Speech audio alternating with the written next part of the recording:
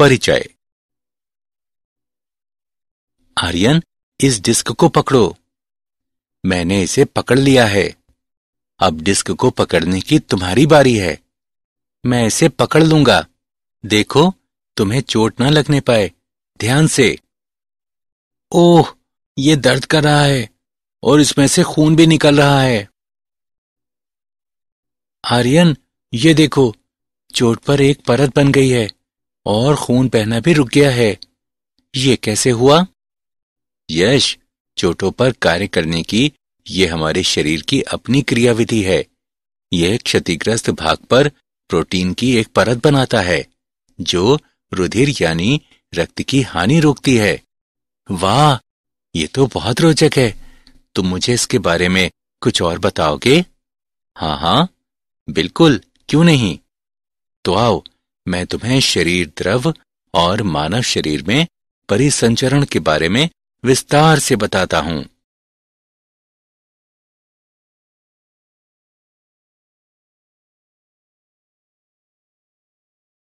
उद्देश्य। इस पाठ के अंत में आप निम्न करने में सक्षम हो जाएंगे: रुधिर और इसके अवयवों का वर्णन करना, रक्त समूहों की व्याख्या करना, रक्त स्कंदन की व्याख्या करना, लसिका के बारे में जानना, परिसंचरण पथ का वर्णन करना, हृदय चक्र की व्याख्या करना, हृदय निकास को परिभाषित करना, विद्युत हृदय लेख को परिभाषित करना, द्विसंचरण की संक्षिप्त व्याख्या करना, हृदय क्रिया के नियमन की चर्चा करना, परिसंचरण तंत्र की विकृतियों की चर्चा करना।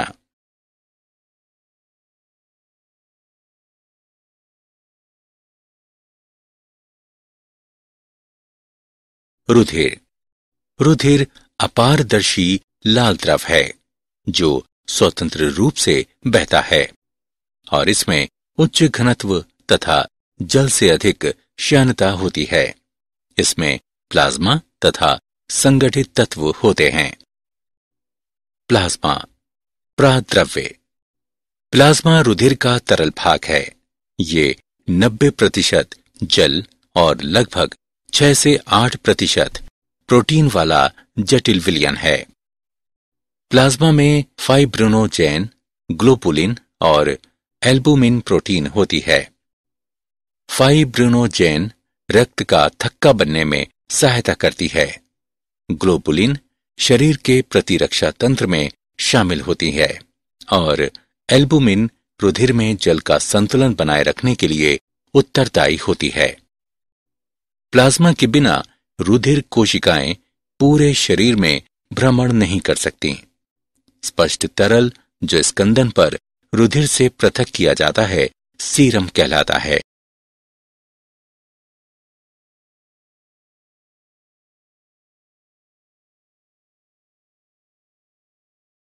संगठित पदार्थ। संगठित तत्वों में इरिथ्रोसाइट, ल्यूकोसाइट और प्लेटलेट्स शामिल हैं। इरिथ्रोसाइट ये लाल रुधिर कोशिकाएं भी कहलाती हैं। ये मानव शरीर में सभी कोशिकाओं के बीच सबसे अधिक होती हैं। लाल रुधिर कोशिकाओं और हीमोग्लोबिन का कार्य फेफड़ों से शरीर के सभी ऊतकों तक ऑक्सीजन ले जाना होता है और ये उपापचय के अपशिष्ट उत्पाद कार्बन डाइऑक्साइड का भी फेफड़ों तक परिवहन करती हैं, जहां ये उत्सर्जित होता है। ल्यूकोसाइट श्वेताणु। ल्यूकोसाइट या श्वेत रुधिर कोशिकाएं प्रतिरक्षा तंत्र की कोशिकाएं हैं जो संक्रमण से लड़ती हैं और संक्रामक रोगों तथा बाहरी पदार्थों से हमारे शरीर की सुरक्षा करती हैं। श्वेत रुधिर कोशिकाएं 2 प्रकार की होती हैं: ग्रेन्युलोसाइट यानी कणिकाणु और एग्रेन्युलोसाइट यानी अकण कोशिका। ग्रेन्युलोसाइट में न्यूट्रोफिल्स, इओसिनोफिल और बेसोफिल होती हैं, जहां एग्रेन्युलोसाइट्स में लिम्फोसाइट और मोनोसाइट होती हैं। न्यूट्रोफिल्स और मोनोसाइट्स प्रकृति में भक्षाणुकाणुक होती हैं। बेसोफिल व्यास में 12 से 15 माइक्रोन होती हैं और हेपेरिन, हिस्टामिन आदि उत्पन्न करती हैं। ये वे रसायन हैं जो शोधकारी क्रियाओं में शामिल होती हैं। इओसिनोफिल अस्थि मज्जा में बनती हैं। ये परजीवी रोधी के रूप में कार्य करती है और एलर्जी प्रतिक्रिया में भाग लेती है। लिम्फोसाइट 2 प्रकार की होती हैं, बी और टी लिम्फोसाइट। ये रोगों से लड़ती हैं। प्लेटलेट्स, पट्टिकाणु। रुधिर प्लेटलेट्स थ्रोम्बोसाइट भी कहलाती हैं क्योंकि ये थ्रोम्बोप्लास्टिन का स्रावण करती हैं। ये सबसे छोटी रुधिर कणिकाएं हैं। रुधिर प्लेटलेट्स अकेंद्रीकृत अंडाकार उभयोतल बिंब जैसी काय हैं। रुधिर में इनकी संख्या 0.15 से 0.40 मिलियन प्रति घन मिलीमीटर होती है। रुधिर प्लेटलेट्स अस्थि मज्जा की बड़ी मेगाकैरियोसाइट कोशिकाओं के कोशिका द्रव्य से बनती हैं। रक्त समूह। रक्त के 2 समूह होते हैं। वे हैं ABO और RH। ABO समूह प्रतिजन और प्रतिरक्षी के आधार पर ABO समूह के 4 प्रकार हैं, अर्थात A, B, AB और O। तालिका से हम कह सकते हैं कि O रक्त समूह वाला व्यक्ति किसी भी समूह वाले व्यक्ति को रुधिर दान कर सकता है। इसलिए O रक्त समूह वाला व्यक्ति सर्वदाता कहलाता है और AB रक्त समूह वाला व्यक्ति किसी भी दूसरे रक्त समूह से रुधिर ले सकता है। इसलिए AB रक्त समूह वाला व्यक्ति सर्वग्राही कहलाता है। RH समूह। RH कारक एक प्रतिजन प्रोटीन है जो इरिथ्रोसाइट की सतह पर पाया जाता है। इसकी खोज रीसेस बंदर में की गई थी। यदि जिस व्यक्ति में RH प्रतिजन उपस्थित है तो वो व्यक्ति RH सहित यानी RH पॉजिटिव कहलाता है और यदि जिस व्यक्ति में RH प्रतिजन अनुपस्थित है तो वो व्यक्ति RH हीन यानी RH निगेटिव कहलाता है। रुधिर आदान प्रदान से पहले RH समूह का मिलान करना आवश्यक है क्योंकि यदि RH हीन व्यक्ति को RH सहित रक्त चढ़ाया जाता है तो RH हीन वाले व्यक्ति का रक्त RH प्रतिजन के विरुद्ध प्रतिरक्षी बनाने लगता है। यदि गर्भवती माता का रक्त RH हीन है और भ्रूण का रक्त RH सहित है तो प्रथम प्रसव के समय कोई बड़ी समस्या नहीं होती है, लेकिन प्रथम प्रसव के दौरान भ्रूण का रक्त माता के रक्त से मिश्रित हो सकता है और माता का रक्त अपने रक्त में उपस्थित RH कारक के विरुद्ध प्रतिरक्षी बनाने लगता है। परवर्ती प्रसव में यह संभावना रहती है कि RH प्रतिरक्षी माता से भ्रूण के रक्त में पहुंच जाए और भ्रूण की लाल रुधिर कोशिकाओं को नष्ट कर दे।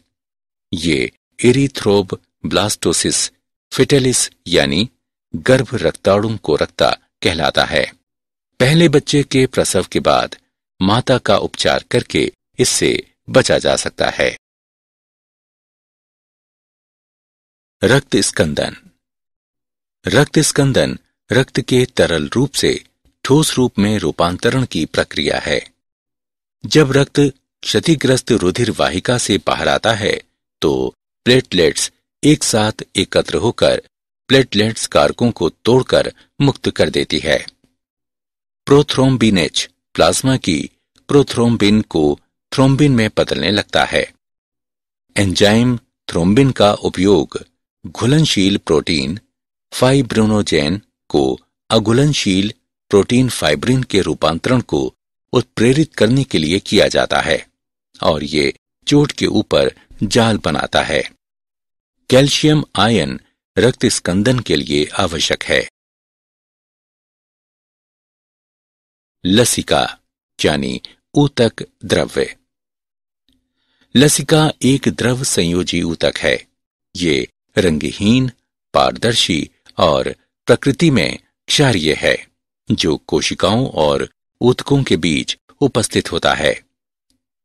ऊतक की कोशिकाओं के बीच रिक्त स्थान में उपस्थित द्रव ऊतक द्रव या अंतराली द्रव कहलाता है। परिसंचरण पथ। परिसंचरण तंत्र दो होते हैं, खुला परिसंचरण तंत्र और बंद परिसंचरण तंत्र। खुला परिसंचरण तंत्र वो तंत्र है जिसमें परिसंचारी द्रव वाहिकाओं में परिरुद्ध नहीं होता है। ये ऑर्थोपोडा और मोलस्का में पाया जाता है। जबकि बंद प्रकार का परिसंचरण तंत्र वो तंत्र है जिसमें परिसंचारी द्रव वाहिकाओं में परिरुद्ध होता है। ये स्तनधारियों में पाया जाता है। मानव परिसंचरण तंत्र। हृदय कशेरुकी में कक्षों से बना हुआ एक पेशी अंग है जो संपूर्ण परिसंचरण तंत्र में रक्त के प्रवाह को बनाए रखता है। हृदय हृदय आवरण कहलाने वाली दोहरी भित्ति की थैली में बंद होता है, जो बाहर तंतुमय और अवितान्य परत तथा एक भीतरी सीरमी परत की बनी होती है। दो परतों के बीच का रिक्त स्थान हृदय आवरणी द्रव कहलाने वाले द्रव से भरा होता है और ये हृदय की दीवारों और आसपास के ऊतकों के बीच घर्षण की रोकथाम करता है। मानव हृदय 4 कक्षों का बना होता है, 2 आलिंद और 2 निलय। आलिंद ऊपरी सिरे पर जबकि निलय पश्च सिरे पर स्थित होते हैं। 2 आलिंद एक अंतर आलिंदी पट द्वारा अलग होते हैं, जबकि 2 निलय अंतर निलयी पट द्वारा अलग होते हैं। अलिंद और निलय अलिंद निलय पट द्वारा अलग होते हैं। दाएं अलिंद और दाएं निलय के बीच का छिद्र त्रिवलनी कपाट द्वारा घिरा होता है, जबकि बाएं अलिंद और बाएं निलय के बीच का छिद्र द्विवलनी या मिट्रल कपाट द्वारा घिरा होता है। अलिंद निलय कपाटों के नुकीले सिरे कंडरा रज्जु द्वारा निलय भित्ति से जुड़े होते हैं। हृदय को जाने वाली 2 प्रमुख धमनियां फुफ्फुसीय धमनी और महाधमनी हैं। उनके निकास द्वार अर्धचंद्र कपाटिका से घिरे होते हैं। हृदय की दीवार हृदय पेशियों की बनी होती है। पूरे हृदय में एक विशिष्ट ऊतक को वितरित किया जाता है और नोडल ऊतक कहलाता है। 2 पर्व शिरा अलिंद पर्व और अलिंद निलय पर्व होते हैं। शिरा अलिंद पर्व दाएं अलिंद की ऊपरी दीवार में स्थित होता है। ये हृदय संकुचन का समन्वय करता है और ये हृदय के लिए पेसमेकर के रूप में कार्य करता है। अलिंद निलय पर्व अलिंद निलय पट के निकट दाएं अलिंद में स्थित होता है। अलिंद निलय पर्व से नोडल रेशों का एक बंडल दाएं और बाएं बंडल में विभाजित होता है। उसके बाद ये शाखाएं अपने संबंधित किनारों के निलियों में पुरकिंजे तंतु कहलाने वाले छोटे रेशों में विभक्त हो जाती हैं। दाएं और बाएं बंडलों वाले ये तंतु हिच के बंडल कहलाते हैं। औसतन हृदय में 72 स्पंदन प्रति मिनट होते हैं। हृदय चक्र। प्रारंभ में हृदय संयुक्त अनुशिथिलन में होता है, जिसका अर्थ है कि चारों कक्ष शिथिल अवस्था में हैं। जब त्रिवलनी और द्विवलनी कपाट खुले होते हैं तो रक्त फुफ्फुसीय शिराओं और महाशिरा से क्रमशः बाएं और दाएं अलिंद से होते हुए बाएं तथा दाएं निलय में प्रवाहित होता है। इस अवस्था में अर्धचंद्र कपाटिका बंद रहती हैं। अब शिरा अलिंद पर्व यानी SAN एक क्रिया विभव पैदा करता है जो संकुचन के लिए दोनों अलिंद को एक साथ प्रेरित करता है। ये अलिंद प्राकुंचन कहलाता है। इसके कारण रक्त का प्रवाह निलय में बढ़ जाता है। अब क्रिया विभव का संचालन अलिंद निलय बंडल के द्वारा होता है और उसके बाद निलय की ओर हिच के बंडल द्वारा होता है, जिसके कारण निलय पेशियां संकुचित हो जाती हैं और अलिंद विश्राम अवस्था में होता है। निलयों के संकुचन के कारण निलयी दाब बढ़ जाता है ताकि रुधिर के विपरीत प्रवाह को रोकने के लिए त्रिवलनी और द्विवलनी कपाट बंद हो जाएं। दाब में वृद्धि होने के साथ साथ अर्धचंद्र कपटिकाएं खुल जाती हैं, जिससे रक्त निलियों से फुफ्फुसीय धमनी और महाधमनी से होता हुआ रुधिर वाहिकाओं में प्रवाहित होता है। निलयी दाब कम हो जाता है, जिसके कारण निलय विश्राम अवस्था में आ जाते हैं और जिससे अर्धचंद्र कपाटिका बंद हो जाती है तथा त्रिवलनी एवं द्विवलनी कपाट खुल जाते हैं और हृदय एक बार पुनः संयुक्त अनुशिथिलन अवस्था में आ जाता है। हृदय स्पंदन में अनुक्रमिक घटनाएं हृदय चक्र कहलाती हैं।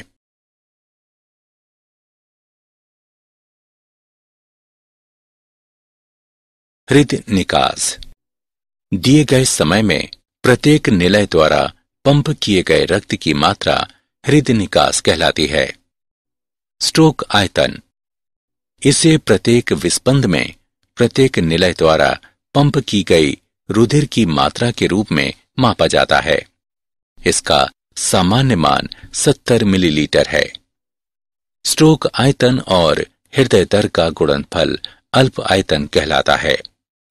इसका सामान्य मान है 70 मिलीलीटर गुणा 72 बराबर 5 लीटर लगभग। प्रत्येक हृदय चक्र के दौरान हृदय 2 ध्वनियां उत्पन्न करता है, जिसमें पहली ध्वनि लब है जो त्रिवलनी और द्विवलनी कपाट के बंद होने से उत्पन्न होती है और दूसरी ध्वनि डब है जो अर्धचंद्र कपाटिका के बंद होने के कारण उत्पन्न होती है।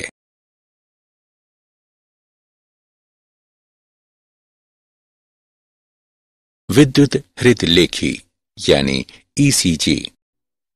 इलेक्ट्रोकार्डियोग्राफ विद्युत हृदय लेखी इलेक्ट्रोकार्डियोग्राम यानी ECG प्राप्त करने के लिए उपयोग किया जाने वाला एक उपकरण है। इलेक्ट्रोकार्डियोग्राम हृदय चक्र के दौरान हृदय के विद्युत विभव का पता लगाता है और इसे दर्ज करता है। एक प्रारूपिक ECG में विशिष्ट तरंगें होती हैं जो हृदय चक्र में होने वाली विशेष घटनाओं के अनुरूप होती हैं। P तरंग अलिंद प्राकुंचन द्वारा उत्पन्न होती है। QRS तरंग निलय प्राकुंचन द्वारा उत्पन्न होती हैं। T तरंग निलय अनुशिथिलन के साथ मेल खाती है।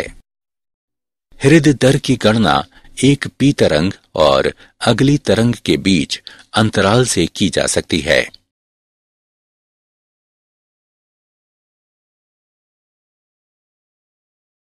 द्विसंचरण द्विसंचरण में रक्त हृदय से होकर 2 बार बहता है। फुफ्फुस संचरण में रक्त हृदय और फेफड़ों के बीच पहुंचाया जाता है, जबकि क्रमबद्ध परिसंचरण रक्त को हृदय और शरीर के अन्य भागों के बीच ले जाता है।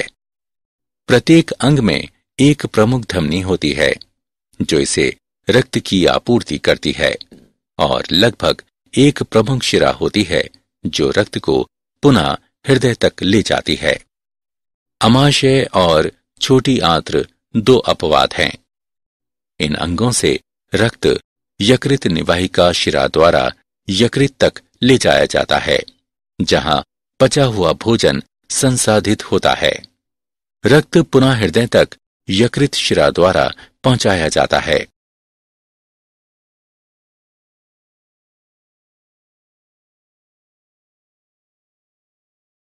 हृदय क्रिया का नियमन। आंतरिक रूप से हृदय की क्रियाएं स्वनियमित होती हैं। मेड्यूला ओब्लांगाटा में एक तंत्रिका केंद्र स्वायत्त तंत्रिका तंत्र द्वारा हृदय की क्रियाओं को संयमित करता है। स्वायत्त तंत्रिका तंत्र का भाग अर्थात अनुकंपी तंत्रिकाएं हृदय के कार्यों को परिवर्तित कर सकती हैं, जैसे कि हृदय स्पंदन में वृद्धि, निलयी संकुचन, जिसके कारण हृदय निकास भी परिवर्तित हो सकता है। स्वायत्त तंत्रिका तंत्र का एक और भाग अर्थात परानुकंपी तंत्रिकाएं हृदय के कार्यों को परिवर्तित कर सकती हैं, जैसे कि हृदय स्पंदन में कमी, संकुचन एवं शिथिलन, जिसके कारण हृदय निकास भी परिवर्तित हो सकता है।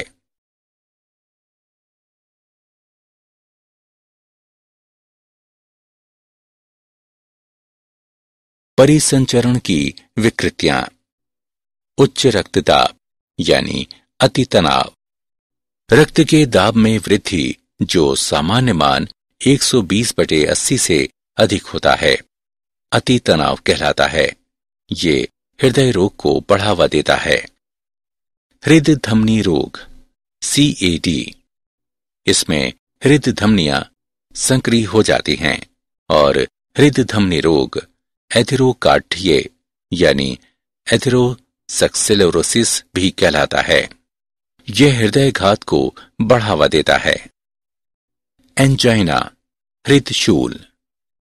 जब हृदय तक पर्याप्त ऑक्सीजन नहीं पहुंचती है तो परिणाम स्वरूप सीने में दर्द होता है। हृदयपात यानी हार्ट फेल्योर। जब हृदय शरीर के विभिन्न भागों तक प्रभावी ढंग से रक्त की आपूर्ति नहीं कर पाता है तो हृदयपात की अवस्था उत्पन्न हो जाती है।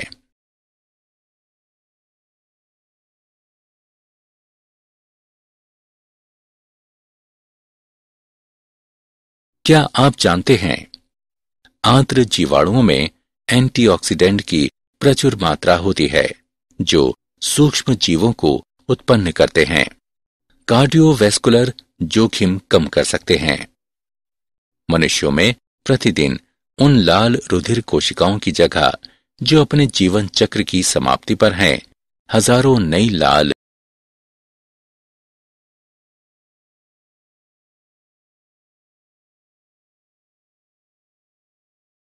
सारांश।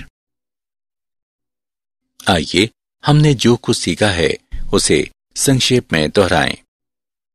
रुधिर में प्लाज्मा और संगठित पदार्थ होते हैं। प्लाज्मा में फाइब्रिनोजेन, ग्लोबुलिन और एल्बुमिन प्रोटीन होते हैं।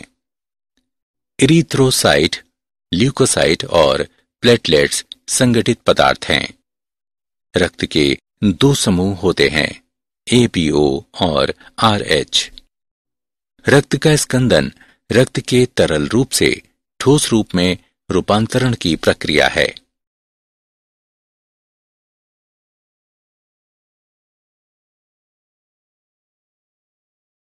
दो परिसंचरण तंत्र होते हैं, खुला परिसंचरण तंत्र और बंद परिसंचरण तंत्र। हृदय 4 कक्षों वाला पेशीय अंग है जो पूरे परिसंचरण तंत्र में रुधिर के प्रवाह को व्यवस्थित रखता है। इलेक्ट्रोकार्डियोग्राम हृदय चक्र के दौरान हृदय के विद्युत विभव का पता लगाता है और इसे दर्ज करता है। परिसंचरण तंत्र की विकृतियां हैं अति तनाव, हृदय धमनी रोग, हृदय शूल और हृदयपात।